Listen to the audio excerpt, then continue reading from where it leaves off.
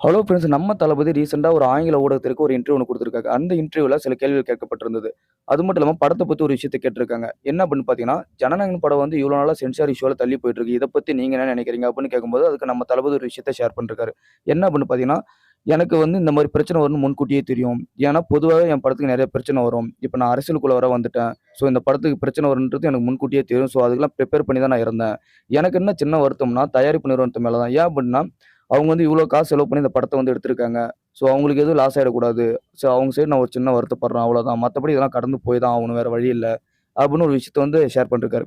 முக்கியமா இன்னொரு அப்டேட் என்னன்னு பார்த்தீங்கன்னா, ஜனநாயகன் டீம் வந்து இப்போ ஒரு முடிவு எடுத்திருக்காங்களாம். என்ன அப்படின்னு பார்த்தீங்கன்னா, இது வந்து அஃபிஷியல் கிடையாது. அன்அஃபிஷியல் அப்டேட் தான். அதாவது கேஸ வந்து கோர்ட்லருந்து வாபஸ் வாங்குறதா இப்போ ஒரு முடிவு எடுத்திருக்காங்களாம். ஸோ தணிக்கை குழுவுக்கு இந்த படத்த அனுப்பி யூ சர்டிஃபிகேட் இல்ல யூ பை ஏ இல்ல ஏ சர்டிஃபிகேட் எந்த சர்டிஃபிகேட் குடுத்தாலும், நாங்க வந்து படத்த வாங்கி ரிலீஸ் பண்ண போறோம். அப்படின்ட்டு ஒரு மைண்ட் செட்டுக்கு வந்துட்டாங்கன்னு இப்போ வந்து நியூஸ் போயிட்டு இருக்கு. ஸோ என்ன ஆகும்னு பார்ப்போம். ஸோ தளபதி இந்த மாரி ஒரு விஷயத்த ஷேர் பண்ணணும்னு நெனச்சு நீங்க என்ன சொல்றீங்கன்னு மேக்ஸிமம் கமெண்ட்ல மென்ஷன் பண்ணுங்க.